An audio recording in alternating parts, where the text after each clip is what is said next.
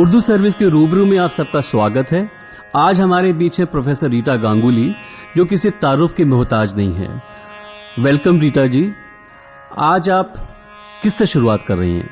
पहले तो मैं अपने सुनने वाले को खातिन और हजरात की खिदमत में आदाब पेश करना चाहूंगी और मेरी खुशकिस्मती है कि निहायत ही खूबसूरत ये माहौल है और ये रूबरू कार्यक्रम जो है बहुत खूबसूरत है।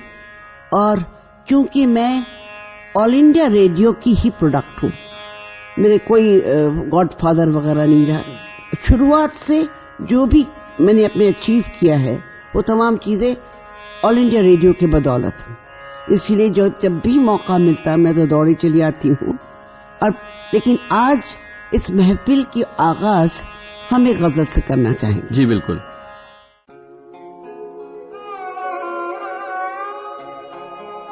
सुना करो मेरी जान इनसे उनसे अफसाने, सुना करो मेरी जान इनसे उनसे अफसाने, सब अजनबी है यहाँ, सब अजनबी है यहाँ, कौन किसको पहचाने, सुना करो मेरी जान।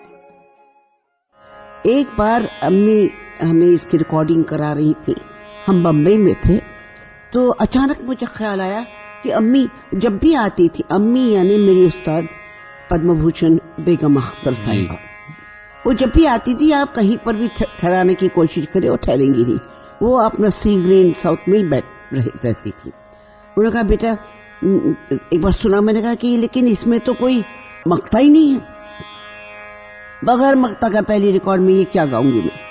तो उन्होंने कहा अच्छा जरा डायरी देना, निकालो कैफी आजमी, तो फोन लगाओ और बोलो कि मैं बीमार हूं। जी, अरे क्या बात है, अब मैं ऐसे कह दूं, अरे तुम उस्ताद हो या हम बोल रहे हैं तुमको, लगाओ। तो मैंने लगाया कि मैंने कैफी साहब आदाब, मैं रीटा गांगुली बोल रही हूँ, बेगम अख्तर की शागिर्दा, आपको बुला रही तो बहुत नासाज है उनकी तबीयत। क्या हुआ, डॉक्टर दिखाया कि नहीं? अच्छा अभी आ रहा हूं। और फिर धप से रखा फोन। उस जमाने में फोन टेलीफोन लैंडलाइन ही होता था। उनका एक टुटपुंजी छोटा सा गाड़ी खुद भगाते हुए चले आए, कहाँ जूहू और कहाँ मेरीन ड्राइव आ गए।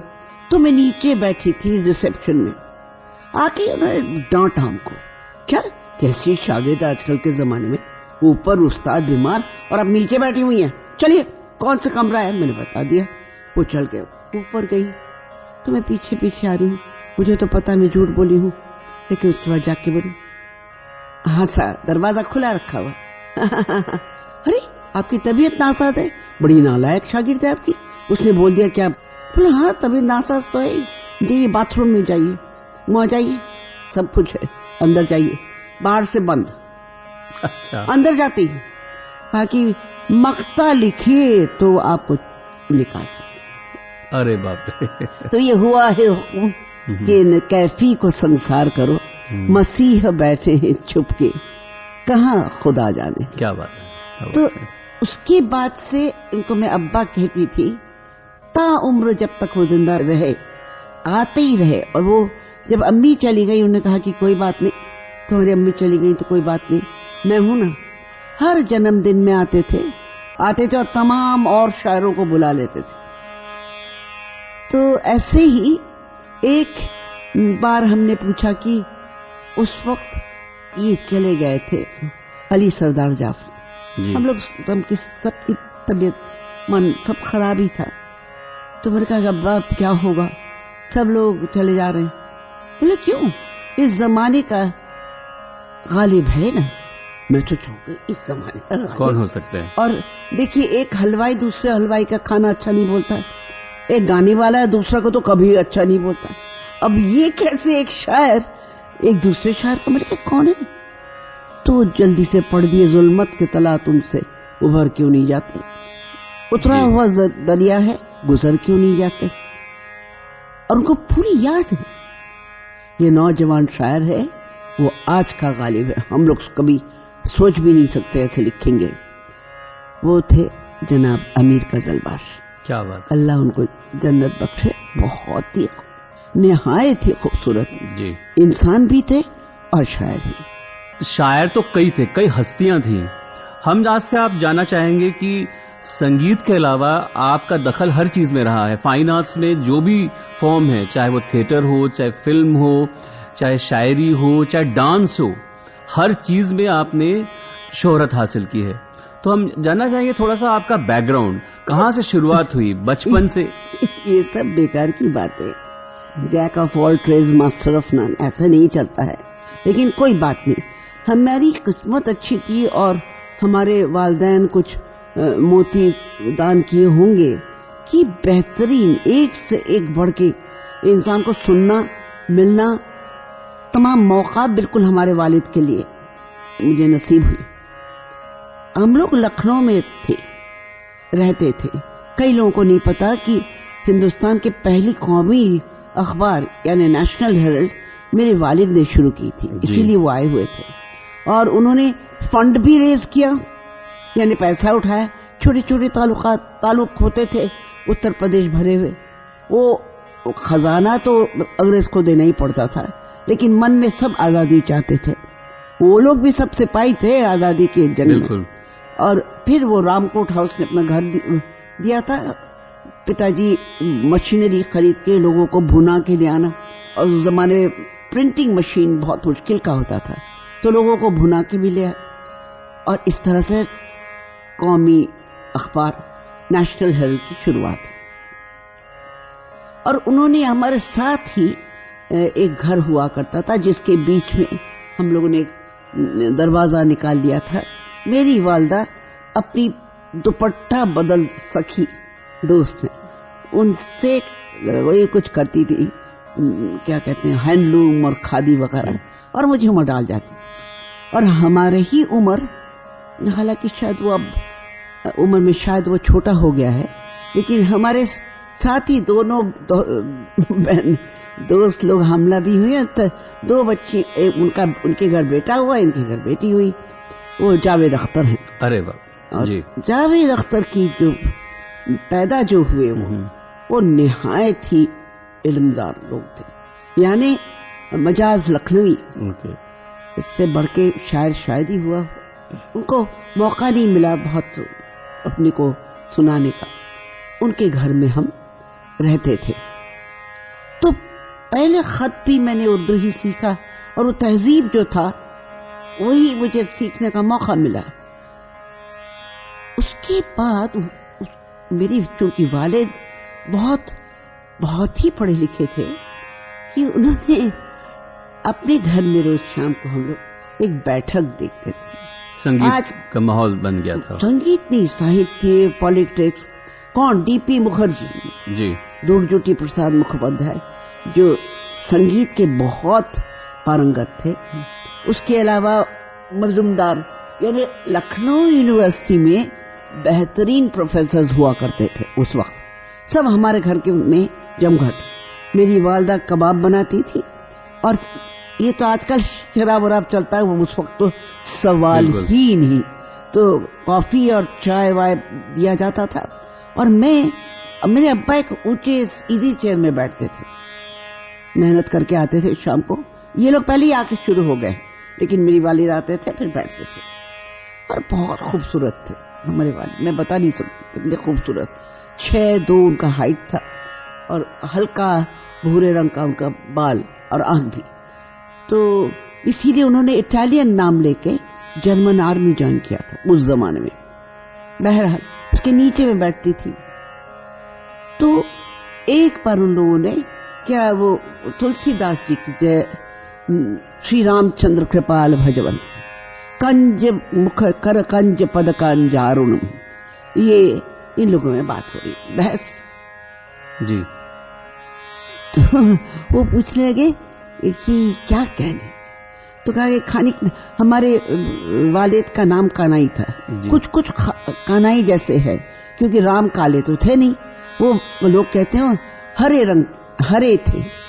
तो देखो अब ये शेव करके कानाई आया है, बिल्कुल वैसे ही लग रहा है। ये सोच, हाँ किसने देखा, जितना आप उसकी तारीफ करेंगे वही कम है रामचंद्र का। तो मैं इतनी बेवकूफ, बाहर निकल के मैंने देखा। तो ये कौन है, ये कैसे आ गई, अरे खबरदार बड़ों से नहीं बन। तो ओशी थालदार होते थे जो कि पेंटर थे, बहुत मशहूर, लखनऊ आर्ट यूनिवर्सिटी शुरू किया था। उन्होंने कहा हाँ हाँ कैसे देखा, असल में मैं वो कार्टून में देखा था। अब्बा उठ के आए, जिंदगी में एक ही बार हाथ में एक छड़ी लगी थी उसके लिए। अब्बा अंदर लेके आए, बोला खबरदार जो और कार्टून देखा। और मेरी वालदा को ये कहने लगे, तुम्हें समझ नहीं आती, इनको देखना नहीं चाहिए, तो इनकी इमेजिनेशन कहां जाएगी। बिल्कुल यही बात बरसों बाद हमारी पहली ठुमरी की उस्तानी सिद्धेश्वरी देवी मलिकाए ठुमरी बनारस वाली, उन्होंने समझाया था। तो घर में शायद माहौल ऐसा था, आपके वालिद साहब थे, लखनऊ में आपकी पैदाइश और साथ में आपका बंगाली होना, ये सब मिलजुल कर मेरे ख्याल से आपकी शख्सियत को उभारा है उसने। लेकिन मैं एक बात बताती हूँ, क्या मुश्किल क्या था कि गाना तो ठीक है, और वो भी रविंद्र संगीत गाना, जिसमें कि बंगाल की लता मंगेशकर थी मेरी सबसे बड़ी बहन, गीता घटक सब जानते हैं, अद्भुत गाना। और वो इतना अच्छा गाती थी कि किसी और घर में गाने का सवाल ही नहीं। लेकिन वो तो कोई 7-8-10 साल की थी तब से गाने लगी, बड़ों के प्रोग्राम, ऐसा नहीं। एक बार, अब हमारे यहाँ रविंद्रनाथ के जन्मदिन को मनाने के लिए उस जमाने में लखनऊ में कोई हॉल नहीं होता था, एक सिनेमा हॉल होता था मेफेयर, उसको किराए में लेके वहां पर एक प्रोग्राम रखा गया, और श्रीमती टैगोर को बुलाया गया कि आप कुछ पेश करिए, ताकि वो फंड के लिए पैसा उठाया जाएगा। वो आई, 1.5 महीने तक उन्होंने, 1.5-2 महीने तक उन्होंने रिहर्सल दिया, एक प्रोग्राम पेश किया गया, जिसमें मेरी माँ भी हसीन थी, उनका भी एक प्रोग्राम, एक आइटम, एक रोल था। पहले में बच्चे सब नाचे वाचे, ऋतु संहार, जो कपड़े वपड़े भी हमारे घर में ही बने, तो उसके लिए हमारे लिए एक छोटा सा जो बच्चा कुचा था उससे हमारे लिए बने। मैं 2.5 साल की थी, हो गया। ये सुनिए मेरी शुरुआत कहां से हुई। 2.5 साल की मैं, और बहुत शैतान, बहुत निहायत शैतान थी। तो अम्मा ने हमारे जो स्क्रीन पकड़ता था उसके हाथ में दे दिया, अरे केष्टो ख्याल रखना, इसको हाथ मत छूना, बहुत शैतान है ये, जब तक ये रहेगी हम तो तैयार ही नहीं हो सकते हैं। पहला आइटम खत्म होने के बाद कौन हमारी देखिए किस्मत थी, उस्ताद अलाउद्दीन खान साहब और उनकी पार्टी बैंड, मैहर बैंड जी। कौन बजाने वाले, उस्ताद अली अकबर खान साहब, पंडित रविशंकर जी, वीजी जोग, निखिल बैनर्जी, और ये क्या कहते हैं अपना बहुत मशहूर तबला वादक थे, और वो पन्नालाल घोष बांसुरी, वो उनके शागिर्द नहीं थे, उनको बाकायदा बुलाया गया था। ये सब लोग बैठे, तिमिर वरन, ये लोग सब थे। और वो प्रोग्राम हो रहा था, वो कंडक्ट कर रहे थे बाबा। अब्बा वो दूसरी तरफ मुंह करके बाबा उस कंडक्ट करना था। तो अनाउंसमेंट हो गया, अब वो स्क्रीन खोलना है क्योंकि इतने लोग बैठेंगे, उसके इंतजाम तो करना है ना, पूरा इंतजाम। वो टाइम लग गया था और स्क्रीन न खुले। तो मिस्टर चक्रवर्ती ने क्या किया, हमको पकड़ के लेके छोड़े नहीं, वहां गए, लेकिन इसलिए छोड़ना पड़ा कि वो अटक गया। उसको दोनों हाथ से उनको खोलना पड़ा, खोल के खींचते खींचते खींचते स्क्रीन को खोल दिया, लेकिन मुझे वहीं छोड़ा है। ये मौका मिला तो मैंने वहां नमस्कार किया। और बाबा तो पीछे मुड़ के देख नहीं रहे ना कौन क्या हो रहा है। जब तक मैहर बैंड चला तब तक मैं नाचती रही। क्या पता नहीं क्या उठपड़ांग गाई बजाई नाची होगी, कुछ आता तो था नहीं। सबको देख दुख के हम काहे को छोड़े, दीदियों को तो चांस मिला था, हमें तो चांस नहीं मिला था। तो मैं तो बिल्कुल पूरा सोलो नाच गई। तो वहां से कोई हमको हाथ मारने वाला दिखाई, इशारा करे, कोई बोले निकलो निकलो, चॉकलेट चॉकलेट दिखा रहा कोई, हाँ हिलने वाले नहीं। वो मैहर खत्म हुआ, बाबा उस तरफ गए नमस्कार करने, मैं भी उसके पीछे मुड़ के उनके साथ जाके नमस्कार करी। तो जो आई थी मिसेस टैगोर, जब तक हम नाचते रहे तब तक खूब गालियां बकी हमारे माँ को। आप लोगों को शर्म नहीं आती, अपने बच्चों को ले आते हैं, मेरा 3 महीने का मेहनत बेकार गया। खूब डांटी। वो तो माँ रोने लगी, माँ का मेकअप शिकअप तो सब बेकार हो गया। उसके बाद उनका प्रे होना था। लेकिन दूसरे दिन और उन्होंने कहा कि मेरी तो डॉक्टर गांगुली आप ऐसे बच्चे नहीं हिलाया करिए कि देखिए हमारी सारी जिंदगी खराब हो गई। 3 महीने मैंने दिए। लेकिन दूसरे दिन, अभी तो नहीं आता हेडलाइन में, हम लोग सिर्फ सिनेमा देखते थे, आज सिनेमा की तस्वीरें देखते हैं। उस जमाने में बहुत अहम जो खबर होती थी उसका हेडलाइन होता था और तस्वीर। उसके बाद हमारी एक तस्वीर आई, एक 2.5 साल का बच्चे को टैगोर ने क्या सिखाया, किसने कमाल कर दिया, सबको धो दिया, ये कवरेज मिला।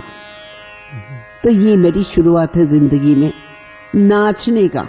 जी, अब आज की जनरेशन के लोग आपको जानते हैं गजल गायिका जो ठुमरी गाती हैं उसकी हैसियत से, लेकिन आपने शुरू में रविंद्र संगीत गाया।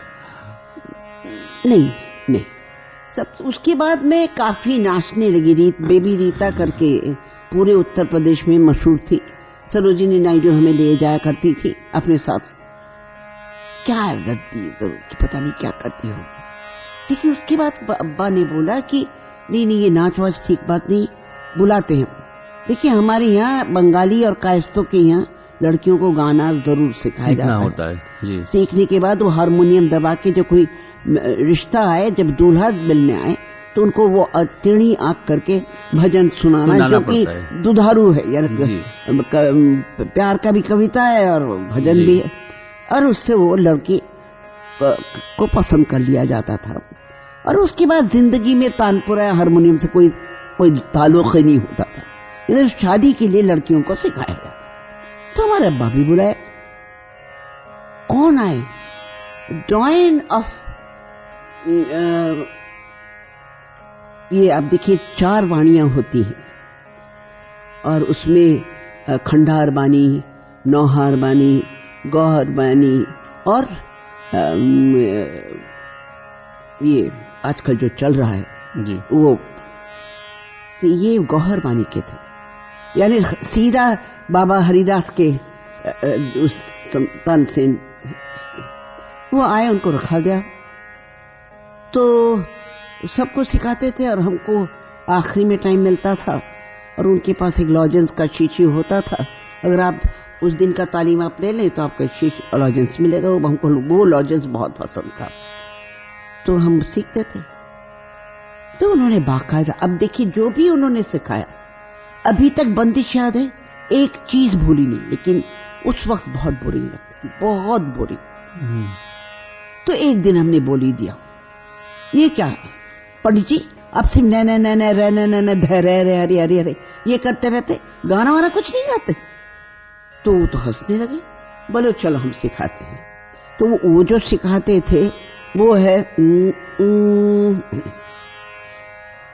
रोम झूम भर तेरी नैना ते हारे रोम झूम भरा आए रोम झूम भर। ये चौताल है ध्रुपद। तो इसका स्थाई अंतरास संचारी ये तानसेन कहे मियां तान से सुनो सा अकबर। ये क्या बंदिशें उन्होंने सिखाई, कोई 10-12 बंदिशें उनसे मैंने सीखी थी, अभी भी याद है।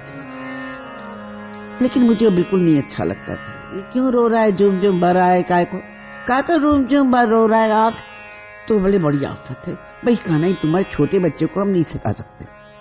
तो फिर उन्होंने सिखाया, लुकिए ভালোবাসবো তারে জানতে দেব না আমি, লুকিয়ে ভালোবাসবো তারে জানতে দেব না, জানলে পারে প্রাণে বেশে, জানলে পারে প্রাণে বেশে প্রাণ তো দেবে না, লুকিয়ে ভালোবাসবো তারে। वो प्राण तो देवो ना के जरिए से उन्होंने मुझे तान सिखा दिया। बहुत खूब। 6-7 गाने ऐसे वो सिखा गए। अभी भी अब प्रोग्राम में जाती हूँ, कभी अगर बंगाल चली गई इसकी फरमाइश जरूर होती, तो यही फायदा हुआ। रीटा जी, आपने रविंद्र संगीत सीखा, 2 लाइन हमें रविंद्र संगीत की सुना सकती हैं आप? 2 लाइन हम सुनना चाहेंगे। ठीक है, चलिए। বিদায় করেছো যারে নয়ন জলে, বিদায় করেছো যারে নয়ন জলে, এখন ফিরাবে তারে কিসেরো ছলে,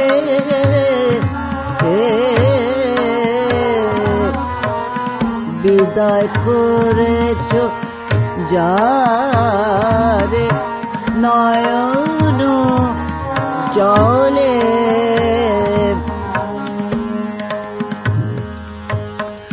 रीटा जी, क्या आप समझती हैं कि इतने सारे जो अलग अलग धाराएं हैं, चाहे रविंद्र संगीत हो, चाहे ठुमरी हो, चाहे गजल हो, चाहे क्लासिकल नृत्य हो, चाहे वेस्टर्न हो, इसकी जो इतनी सारी तालीम आपने इतनी आसानी से हासिल की, इसका मूल कारण, बेसिक रीजन क्या हो सकता है? क्योंकि आजकल की तारीख में तो लोग एक ही चीज में पारंगत नहीं हो पाते हैं। ऐसे है कि ये अपने अपने सोचने की ढंग है। एक चीज में अगर सब चीज हो मिल जाता तो काय को दूसरी चीज में। अभी भी लगता है, अभी मुझे तकलीफ होती है कि क्यों नहीं मैंने पेंटिंग सीखा। कई ऐसी महसूसात हैं जिनको मैं पेंटिंग कर लेती तो होता। और सबसे खराब लगता है कि मैं शायरा नहीं हूं, होना चाहिए था। बहुत कुछ कहना है लेकिन नहीं कह पाती। पर आपने उर्दू की तालीम कैसे ली है बंगाली होते हुए? ऐसे मैंने कहा ना, मैं जावेद अख्तर के घर परवरिश है मेरी जी। और बचपन में जन्म घुट्टी में मजाज लखनवी हमारा पालना हिलाते थे और अपनी नई ताजी तरीन जो शेर और शायरी थे सुनाते थे मेरी माँ।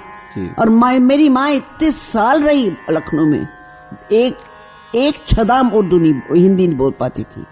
कोई भी इंसिस्ट करती तो सब फीमेल करती है, जाती है, जो बहुत गुस्सा आता था। उन्होंने कहा, जिस दिन अम्मा ने सुना, मेरी माँ ने, कि मैं बेगम अख्तर के पास गई सीखने के लिए, मेरी माँ ने कहा, मुझे ये पता था, इतना ध्रुपद धमार ख्याल ये सब सीखने के बाद अब तुम जाके गजल सीखोगी। वो मुझे पता था, वो जन्म गुट्टी में उसने डाल दिया था तुम्हारा मजाक, इसीलिए मैं इश्क पिश्क नहीं चाहिए था हमको, लेकिन तुम्हारे वालिद माने ही नहीं। ये सब वो मजाक का करम है कि तुम अब गजल में फंस गई। लेकिन ये गजल में फंसने की वजह भी है, इसका पूरा श्रेय जो मैं बाग बेगम अख्तर एकेडमी चलाती हूँ वो कैफी साहब का है। निहायत ही अच्छे आदमी थे और बहुत ही खूबसूरत दिल के थे, ये बहुत कम मिलता है। तो आपके पास इतना कुछ रहा शुरू में ही, बचपन में इतना कुछ एक्सपोजर रहा, गाना तो शुरुआत रही, डांस भी आप करती रही, वहां से आपने सिद्धेश्वरी जी का सफर कैसे तय किया?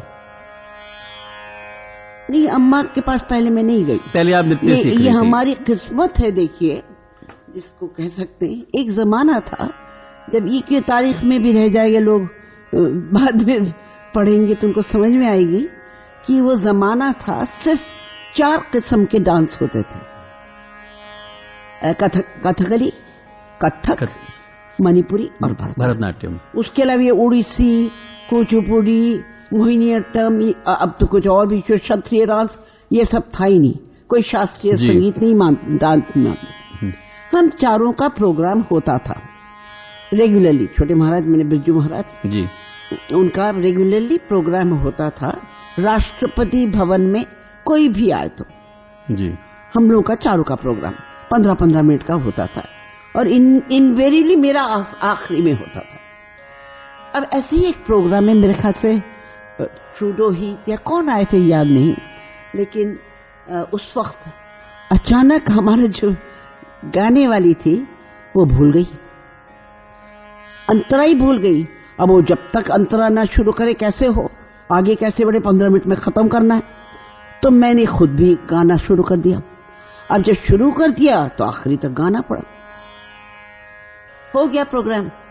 फिर शमू महाराज जी आए। शमू महाराज जी के पास मेरे शौहर तालीम लेते थे, पहले बैच। तो कहे, केशव चलो लड़की से मिलाओ। वो लड़की, अरे वाह। तो केशव कोठारी जी सोचे, हसीन तो यामिनी कृष्णमूर्ति थी, हमारी शक्ल वकल तो इतनी अच्छी है ही नहीं। तो वो ले जाके महाराज जी को ले गए, यामिनी जी ये आने आए हैं। उनके सामने, इसको कहते थे पुराने जमाने के मुंहफट जो उस्ताद लोग होते थे, ऐसे ही होते थे। तो उन्होंने कहा कि अमा नहीं, ये तो फटी आंख, ये नहीं, ये क्या, इसका कहा ले क्या। वो दूसरी लड़की के पास लो जो गाना भी गा रही थी। अच्छा। तो वो हमारे पास आए, कहा कि बेटा हमारे 4 बच्चों के हैजे से इंतकाल हो गया, अब 2 छोटे छोटे बच्चे हैं, जब तक ये बड़े होंगे तब तक ये तो खत्म हो जाए, हम तो खत्म हो जाएंगे। तो तुम हमारे पास आओ, ये ले आएंगे, इतना नाम केशव कोठारी आपको ले आएंगे, आप हमसे अमानत के तौर से जी कुछ चीजें सीख लो। अच्छा। इस तरह से मेरी शुरुआत हुई शंभू महाराज जी से। जी। अरे बाबा, वो इतना अच्छा गाते थे जी, नाच तो करते ही थे, लेकिन ऐसे गवैये बहुत मुश्किल से मिलता है। जी। कई लोगों को नहीं पता, लोगों को समझना चाहिए कि भीमसेन जोशी जो कि हमारे भारत रत्न हैं जी, उनकी पहली उस्ताद शंभू महाराज जी थे। अरे ये बात शायद बहुत लोगों को नहीं पता। बहुत जी। मैंने देखा कई बार, महाराज जी तो रात को सिर्फ गाते थे जी, तबला उला के साथ, कोई तालीम नहीं, शाम हुआ नहीं फिर, और दोनों बैठते थे, उनको लेके भी बैठते थे। चलो आप सोचिए, आप सब जानते हैं भीमसेन जोशी का स्पीड। जब द्रुत आता था तो भीमसेन जोशी जी उनका पैर पकड़ दे, महाराज जी थोड़ा कम कर लीजिए, थोड़ा लय कम करिए। आप सोचिए क्या गाते थे। अब उनके पास मैंने पहली मर्तबा ठुमरी सीखा। तो वो उस जमाने के हुए ना, उनका कुछ ना कुछ देना पड़ता है। उन्होंने खुद तो बुलाया, लेकिन उनकी मर्जी होती थी हम कुछ ले जाए उनको अंतरा सिखाने की। मुझे तो गरज था नहीं, लेकिन फिर भी वो कांता सेंट होता था, वो ले गए। उस दिन हमको अंतरा सीखना है, हम पहुंचे हुए हैं। तो अचानक मैं गा रही हूं, अंतरा सीखना था। कौन गली गायो शाम शाम, कौन गली गायो शाम, बता दे गुइया, कौन गली गायो शाम,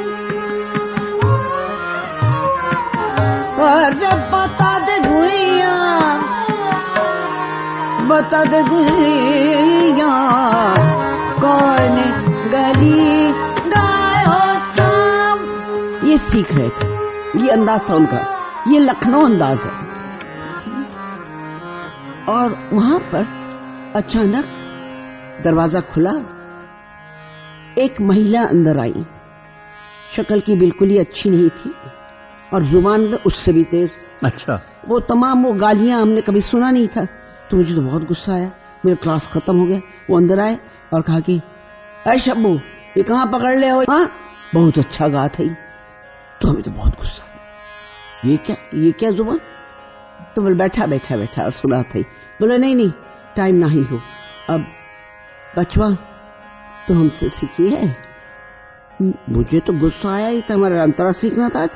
मैंने कहा नहीं, मुझे ठुमरी उमरी नहीं गाना है, मैं ध्रुपद सीखी हुई हूँ। बोला अच्छा, तो कोई बात नहीं, ठुमरी सीख लो। बोले नहीं, मुझे नहीं सीखना है। जबरदस्ती मैंने इस तरह से बोला भी, महाराज जी हम लोग अंतरा सीखे। बोला अरे पता नहीं, सुनो। तो अचानक उन्हें कहा चुप करा, ये टेम्टुम बोली बोला था। अच्छा। मतलब अंग्रेजी बोला था, ये बिगड़ गई है। तो कहा कि बेटा तुम्हारे उस्ताद अच्छा गाते हैं, वो जो गाते हैं वो मेरी जो दिखाएंगे भाव से, अद्भुत दिखाते जाओ। महाराज जी जैसे ऐसे भाव किसी ने ना दिखाया, ना कोई दिखाएगा कभी। वो जो जिस्म से अदा होगी वो मेरे गले से अदा होगी। तो महाराज जी शुरू हो गए, कौन गली गायो शाम, बता दे बता दे, गुइया बता दे, कौन गली गायो शाम। अचानक अरे कौन कौन कौन गली, कौन गली गयो शाम शाम, अरे बता दे गुइया गुइया, कौन कौन कौन, अरे कौन गली गयो शाम। ये गाती रही, वो भाव दिखाते रहे और दोनों को देख के मैं रोती रही और वो लोग भी रो रहे थे। आपने बचपन में फयाज खान साहब को भी सुना था, साथ साथ शंभू महाराज से ट्रेनिंग भी ले रही थी डांस की। उसी समय सिद्धेश्वरी जी भी का भी आप गायन सुना आपने। अब उस्ताद की महिमा देखी, उन्होंने कहा कि बेटा मैं पास हो गई। अरे वो बोली, वो गा के पास हो गई कि नहीं। तो बोलता नहीं चुप रहा शंभू, ये टमटुम बोला था, गुस्सा कर जाइए तो मानिए नहीं करके झट से अपना दरवाजा पैकेट खोला, बैग 5 छाले तो होते ही थे, 4-5 सुपारी निकाल के हमारे हाथ दिए, पान दिए और रस्सी निकाला, जल्दी हमको दो। और 11 रुपए भी उन्होंने खुद ही निकाल के दिया। अच्छा। हमारे पैर पे रखो, चलो, और मैं गंडा बांधता जी। तो दरअसल ये बकवास है, उस दिन तक कोई औरत कभी भी गंडा नहीं बांधा था। गंडा तो औरतों का बांधने का रिवाज नहीं था, ये भी जानना चाहिए। सब कहते हम गंडा बंद छागे थे, कैसे हो गए, वो था ही नहीं। महाराज जी ने कहा कि बांधो, हम कहते हैं। और उस जमाने में महाराज लोग चौधरी भी थे इस कुंबे का। तो गंडाबंद शागिर्द आप पहले रही हैं, सबसे पहले आप हुई? पहले नहीं, मैं अकेली हूँ। और उन्होंने गंडा किसी को नहीं बांधा जी। वो गुजरने से 15 दिन पहले ये बोल भी गई है। और उसके बाद उनसे तालीम शुरू हो गई। लेकिन तब हमें समझ में आया वो ऐसा गाती थी। मैं बोल रही हूँ 2-2.5 साल की उम्र में एक बार हमने, मेरे पिताजी बहुत मौसीकी के शौकीन थे और कदरदान भी थे और प्रोग्राम रखाते थे हमारे घर में। बहुतों को सुना, बड़े गुलाम अली खान साहब को घर में सुना, उस्ताद फैयाज खां को सुना, अपने घर में हीराबाई बरोडेकर को सुना। ये लोग सबको, ये अंजनी बाई मालपेकर हमारे घर में आके गाई हैं, बहुत कम लोग सुने हैं उनको। तो बहरहाल रसूलन तो हमारे पिताजी से अपना वो भाई बहन का रिश्ता कर दिया था। तो वहां गए एक बार स्टूडियो 1 में आफ्ताब मौसीकी फैयाज खां आप गाएंगे जी। वो बैठे, वो अपने ऊपर ही बिल्कुल वो मिडल लगा के बैठते थे, काला अचकन पहन के, टोपी और इधर उगालदान, बैठे हुए गा रहे शुरू हुए। थोड़ी देर में उन्होंने टोपी उतार के रख दी और थोड़ी देर बाद गाते गाते अरे क्या गाना अद्भुत, उन्होंने अपना अचकन खोल दिया, हो गया। फिर उसके गले में एक मफलर था, वो भी निकाल के रख दिया। थोड़ी देर में वो गा ही रहे थे, तो बहुत अच्छा भी याद है। तो उसके बाद उन्होंने अपना बंडी था नीचे, वो भी खोल के रखा। मैंने एक हिमाकत कर दी, छी, इसीलिए बच्चों को रेडियो के स्टूडियो में नहीं जाने दिया था, जाता सही भी था। मैंने अचानक पूछ लिया, बस पतली आवाज थी, बाबा अभी ये उस्ताद से अभी कुर्ता भी उतार देंगे क्या? तो हमको वो मजा आया कि भाई सब चीजें उतार रहे क्या कहने उनको। हमें तो वही शो लग रहा था, दूसरा शो है तो हमें समझ में नहीं आ रही थी, गाना अच्छा लग रहा था। तो वो पहला इंप्रेशन था अच्छा गाने का। और अरसा बाद वही गाना अम्मा से सुना, सिद्धेश्वरी जी से। ये वो गाना है कि उस्ताद फैयाज खां एक बार घोष बाबू के यहाँ प्रोग्राम हो रहा था और अम्मा कोई 2-2.5 घंटा गा के उठी और उसके बाद आफ्ताब मौसीकी फैयाज खां आगरा ट्रॉली वाले को गाना था। उन्होंने कहा, घोष बाबू ये अच्छी दुश्मनी कर रहे हैं आप, पूरा फीस भी नहीं दे रहे हैं और हमको बदनामी कर रहे। कैसे, क्या है, क्या नहीं है, तानपुरा नहीं है क्या? सब है। वो सुरेश्वरी गा गई, उसके बाद मैं पागल हूं, मैं गाऊंगा, मैं नहीं गा सकता, इसके बाद कोई नहीं बैठ सकता।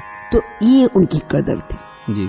मैंने खुद देखा कि अम्मा जा रही हैं, उनके साथ मैं भी जा रही हूं। उसके बाद दूसरे दिन उनका प्रोग्राम था धोबी तालाब में, रंगमहल बंबई में। केसरबाई केरकर गा के उठी है, तकरीबन कोई 3:45 सवेरे का, और भैरवी शुरू कर रही है। अम्मा गई, घुसते ही वो उठ गई, खड़ी होके नीचे उतर के आई, अम्मा के पैर छुई और बोली, अब भैया हम नहीं गा सकते, इनके सामने क्या ठूंगी गाती। तो ये कदर थी उस जमाने में, एक गवैये दूसरे गवैये का इस किस्म की कदर करते। इस तरह का माहौल था संगीत का। एक छोटी सी लड़की की जिंदगी में, आपकी जिंदगी में इतना कुछ हो रहा था, एक तरफ नृत्य हो रहा था, एक तरफ गायन, और एक टॉप के गायक, उस समय के गायक जो थे उनको आप सुन रही थी। जाती तौर पे आपका झुकाव किस तरफ रहा उस समय? देखिए, जाती तौर में छुटपन में, और मैं इंटरनेशनल डांसर बन गई ओवरनाइट। वो जो बेबी रीता नाचती थी, ऊट पटांग भगवान जाने क्या नाचती थी, बहरहाल इतनी मशहूर हो गई कि मैं विदेश चली गई एक इंटरनेशनल वो कंपटीशन में। मेरे ख्याल से आज तक अकेली मैं हूं जिसको हिंदुस्तान के लिए गोल्ड मेडल लाया। अरे वाह, क्या बात है। तो सारी दुनिया घूमी मैं। ये दुनिया जो घूमी उसके बीच में और कौन सा था, यानी मॉस्को से, तब उस जमाने में पेकिंग था, बीजिंग हो गया, 11 रात 12 दिन। वो जमाना था आवारा का, मेरा जूता है जापानी वाला जी। तो हम जाते थे, वो 4-4 प्रोग्राम दिन में रखते थे। प्लेटफॉर्म को स्टेशन वो स्टेशन में प्लेटफॉर्म को स्टेज बनाते थे, हमारा नाच होता था, उनका नेशनल एंथम, हमारा नेशनल एंथम, सीटी बजी, हम लोग चले आते थे। शायद आपने 28 के करीब तब शोज करे थे वहां? हाँ। ओके। तो एक एक्सपीरियंस था बहुत, वो नाच का एक्सपीरियंस था, क्योंकि मैं हिंदुस्तान में आज तक तो कम से कम अकेली औरत हूं जिन्होंने कथकली नाचा जी। और आशान कुंज ग्रुप के पास सीखा और उन्हें पेश भी किया। आज भी शास्ता टेम्पल में औरतें अलाउड नहीं, तो ये मेरी एक्सपीरियंस रही। लेकिन ये जो सिद्धेश्वरी जी ने शुरू किया मेरा गाना, उससे फायदा ये हुआ कि ये इनको सिद्धेश्वरी जी बहुत स्ट्रिक्ट टीचर थी, टस से मस नहीं होगा, और वो एक सेकंड हमें छोड़ती नहीं थी, यानी नहाने भी नहीं देती थी। नहा के टाइम बर्बाद करी, चल पानी के साथ पान लगा। ट्रेन में बैठते थे तो जो उसके साथ लय दिलवाते थे। फिर उन्होंने हमें, अभी तो ये सब बहुत कुछ तानपुरा का साधन हो गया है, इलेक्ट्रॉनिक तानपुरा हो गया है जी, उससे वो बात नहीं बनती है। बहरहाल हाथ में वो दाहिने हाथ से तानपुरा और बाएं हाथ से डग्गा, अच्छा, बाकायदा तबला सिखाया जी, केवल कोई माई का लाल की हिम्मत नहीं कि तेरे को बेताली कर दे। पता है अभी तो नहीं, अभी कोई तुम्हें लिहाज से सब बजा रहे हैं, लेकिन जिस दिन तुम गाने लगोगी तब वो तुमको छल कपट करके एक दो मात्रा इधर उधर कर देंगे ताकि तुम्हें तहस नहस करे। तो ये तालीम हमारी उनकी थी। अब मुश्किल ये है, अब कौन लड़का लड़की ये सब करेगा, नहीं कर, तो वो गाना भी नहीं होगा।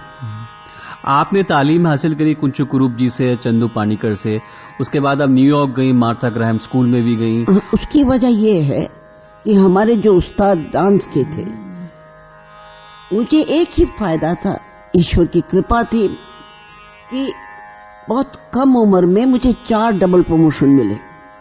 तो मैं 11 साल में सीनियर कैम्ब्रिज कर गई, 14 साल में मैं ग्रेजुएट हो गई। तो मुझे इतना टाइम मिल गया जी, और बहुत कुछ करने का। फिर मैं अप्लाई करके अमेरिका चली गई। जब गई मैं वहां, ये मेरी शर्त थी अपने वालिद के साथ। वालिद ने सीधा कहा, और ये आज मैं जानती हूँ सच कहा उन्होंने, क्योंकि बेटा नाच गाना ये हमारा काम नहीं है, हम लोग का काम है, हम लोग का काम है पढ़ाई करना और लोगों को तालीम देना, वो करो। तो फिर बहुत बहस वहस हुआ, बहुत रोना धोना, तो आखिरीकार वो मान गए कि चलो जिस दिन तुम सेकेंड आई क्लास में, उस दिन तुम गाना छोड़ दोगी। न मैं सेकेंड आई, न हमें गाना छोड़ा। क्या बात। लेकिन उन्होंने ये कहा था कि पूरा तालीम खत्म करना है। वो मैं अब वालिद के क्लास 8 से मैंने वालिद से कोई पैसा नहीं दिया पढ़ाई का। तो स्कॉलरशिप मिला रॉकफेलर फाउंडेशन का। मैं अमेरिका में गई, कोलंबिया में पढ़ी।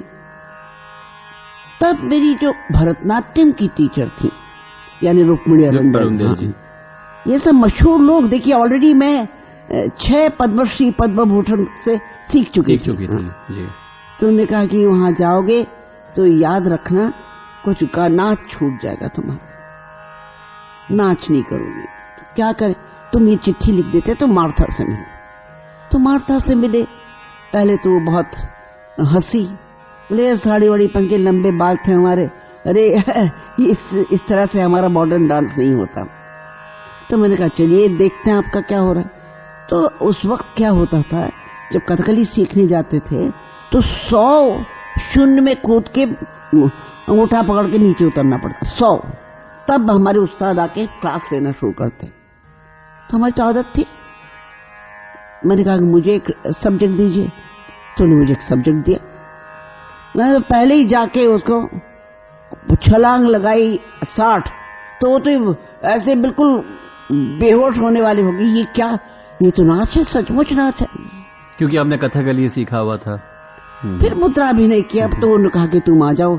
और इतना मशहूर वो हमारा डांस सीखना, स्कूल में लोग सब बात करने लगे। तो उन्होंने कहा कि बेटा डिप्लोमा भी कर लो। तो एक प्रोडक्शन भी किया। प्रोडक्शन मैंने कहा इस शर्त में करूंगी अगर आप हीरोइन हो। इसीलिए अमेरिका में हमने इडिपस किया, उसमें वो जोकास्टा खुद बनी थी। अरे मार्था का, क्या बात है। कोई 15-20 साल के बाद वो दोबारा स्टेज पे आई, अंडर माय डायरेक्शन। इसी से मैं थिएटर में गई। तो आपकी वहां से जर्नी बदलती रही, कभी आपने गाना सीखा, कभी नृत्य सीखा, फिर गाना सीखा, एक से एक बड़े गुरु के साथ आप सीखती रही। वहां से आप सिद्धेश्वरी जी के बाद आप सबसे ज्यादा जो आप जानी जाती हैं आज बेगम अख्तर की शिष्या की हैसियत से। जी। तो वहाँ उसकी थोड़ी सी आप बैकग्राउंड ये बताइए। ऐसा है कि ये वो जमाना था जब अम्मा को पद्मश्री मिला था, संगीत नाटक अकेडमी अवार्ड मिला था, पूरे हिंदुस्तान वो घूमती थी और मैं पीछे बैठती थी। तो इस तरह से घूमते घूमते एक बार हम लोग वहां पहुंचे, क्या कहते हैं, लखनऊ एकेडमी में। ये राजन साजन मिश्रा जी के वालिद हनुमान मिश्रा सारंगी पे और तबले पे अहमद जान थिरका और अम्मा गा रही और पीछे में गाई। तब क्या हुआ, उसमें बेगम साहब सुनने आई थी। अरे बेगम साहब उसके बाद आई, उन्होंने हमारे साथ चालाकी ये करी कि इस लड़की को बुलाओ। तो मैं गई तो कहा कि तुम गाती हो? जी नहीं। तुम नाचती हो? कहा जी नहीं। मैं तो देखने गई थी, भाई बेगम अख्तर को कौन नहीं चाहता है, मैं देखना चाहती थी कैसी है वो। तो कहा कि क्या करती हो? मैंने खाना पकाती। बोले अरे वाह, और जो कि मैं सचमुच वही एक काम ठीक करती हूँ। तो बोले अरे खाना बना लेती तो गाना भी गा लोगे, तुम क्यों नहीं गाना गाती हो? तो मैंने कहा कि मेरी मर्जी नहीं है, कोई रुचि नहीं। आपकी उम्र क्या रही होगी उस समय रीता जी? Late teens. अच्छा, लेट टीन्स, तकरीबन 21-22 साल की। तब उन्होंने हमको छल करके पीछे बिठा लिया। ये मेरी जिंदगी में सबसे खराब वक्त था, क्योंकि मैंने अपने ही उस्ताद, जिससे मेरा जो भी कुछ वजूद है उनकी वजह से है, उनको मैंने बहुत बुरा भला कहा। क्योंकि वो बैठे स्टेज पे और पीछे चालाकी करके पीछे बिठा ली, ताकि मत गाना, तानपुरा बजाओ बस। तो तानपुरा मैं बजा दी, प्रोग्राम खराब हो जाएगा। और कौन? वो जाकिर हुसैन, इंदिरा गांधी, सब क्रीम ऑफ हिंदुस्तान बैठे हुए थे, और जितने भी ईरान के उर्दूदां वो सब बैठे हुए थे वो प्रोग्राम में। तो अम्मी बैठी, पहले तो उस्तादों ने गाया, उसके बाद अम्मी बैठी। इंटरवल के बाद उन्होंने हमको बताया बैठो पीछे। मैंने कहा तानपुरा नहीं बजानी आती। बोले कोई बात नहीं, मैं मिला देती हूँ। फिर उनके साथ हर वक्त एक तबलिया होता था, वो थे मुन्ने खां साहब। तो मुन्ना इसको ही सुने थे हम लोग, हाँ चलो गा बेटा। तो मैंने कहा मुझे गाना नहीं है। तो अरे अच्छा कोई बात, वो बैठ गए। जब गाना शुरू हो गया, अचानक उसने बोला, अम्मी बोली, हुसैन साहब आपके खिदमत में पहली मर्तबा मेरी दुख्तर है, क्या माशाअल्लाह आप लोगों के अल्लाह के करम से कोयल जैसा कुहकती है, आप इनको दुआ करिए, ये पहली मर्तबा गा रही है। ऐसी खूबसूरती से, अरे वाह वाह वाह, सब ताली वाली बजा दिया। आप सुनेंगे तो आपका दिल बाग बाग हो जाएगा, कोयल जैसे कुहकती है। हमारी तरफ मुंह करी, लेकिन उसके पीछे गाओ कैसे? आवाज है कि क्या है? उसके मुकाबले आप गा ही नहीं सकते। लेकिन देखिए, ये अंग्रेजी पढ़ाई करने का ये फायदा, और ब्राह्मण की लड़की होने का। वो जिद पकड़ ली मैंने, मैं तो जरूर बदला लूंगी, लेकिन क्या लोग ना आवाज, न इल्म है, न तालीम है, और वो भी गजल, गरीब की गजल, इतने बड़े लोगों के सामने। मैं भूल ही गई सब। मैंने देखा वो गाती है ऊपर मुश्किल से गा तक, उसके आगे नहीं। तो उस जमाने में अम्मा हमारी रियाज कराती थे 3 सप्ताह के सब अर्थान। तो आप जिक्र उस परिवश का और फिर बयां, क्यों ना 2 लाइन आप सुना भी दीजिए।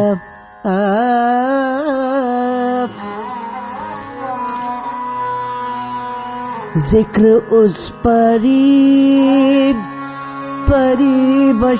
का और फिर बयां अपना। जिक्र उस परिवश का और फिर बयां अपना बन गया रकीब रकीब आखिर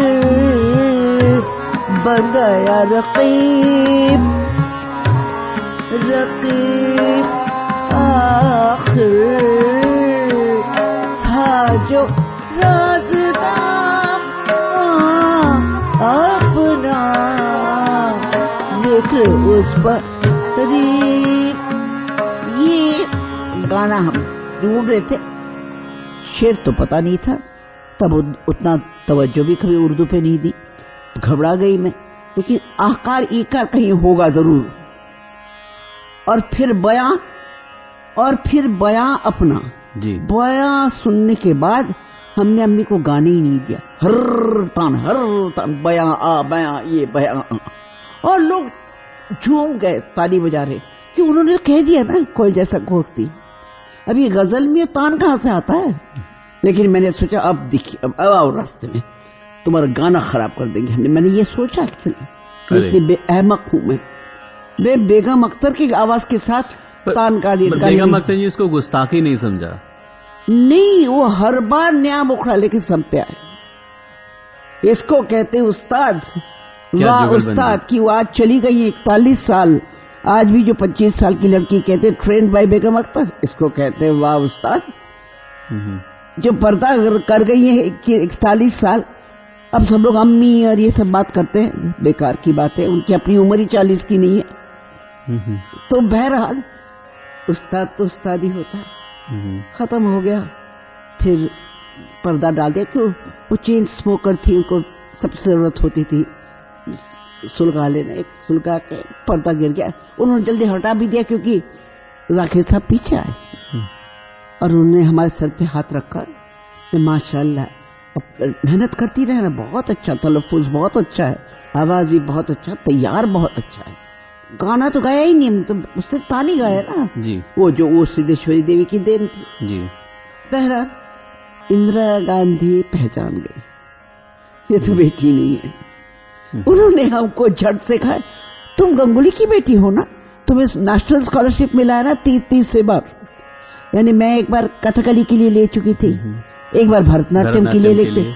ये सिद्धेश्वरी जी को बहुत मर्जी थी कि हमको नेशनल स्कॉलरशिप मिले और उनके शागिर्द नेशनल स्कॉलर बने, मिल गया। तो वो पहचान गई, बोला आपको हमने स्कॉलरशिप दिया है ना, हो गया होगा आपका स्कॉलरशिप। तो मैंने कहा जी वाह, say that you couldn't be Begum Akhtar's daughter. Okay, बोल के चले गए। तो अम्मी ने बोला हाँ, सब जब चले गए, कितना अच्छा गाई तू है मुन्ने, तुम्हें क्या ख्याल है? तो मैंने कहा कि देखिए बेगम अख्तर साहिबा, ये मैंने कहा उनको, मैं सारी जिंदगी इसकी कितनी भी माफी मांगू काफी नहीं। हमने कहा कि आपने कभी किसी से सीखा भी है या उड़ाती हैं और ऐसी गजलें गाती हैं? कभी किसी से तालीम ली है? कोई उस्ताद है? किसी से डंडा मारा है? आपको हिम्मत क्या उससे हुई? हमको, हमारे उस्ताद को आपने ऐसे बोल दिया। लेकिन उनको कोई फर्क नहीं पड़ा, वो हंसती रही, कहे कि बेटा वो तुमको सिखा रही, आजकल तुम शायद कुछ कहीं पर थिएटर भी सिखा रही हो, अगर तुम हमारे साथ लड़ पड़ी और मेरी शागिर्द बनोगी तो मेरे लिए क्या क्या करोगी? क्या बात है, क्या बात है। और रात के 12 बजे वो गई सिद्धेश्वरी देवी, बेगम अख्तर, दोनों 30 साल से प्रोफेशनल लाइवर थे, एक दूसरे आपस में बातचीत भी नहीं थी शायद। हाँ, वो गई, ओ सुरेश्वरी, बोले अरे अख्तरी तो अभी बेगम बहलो, हाँ अभी बच्चा दे दिया उनका।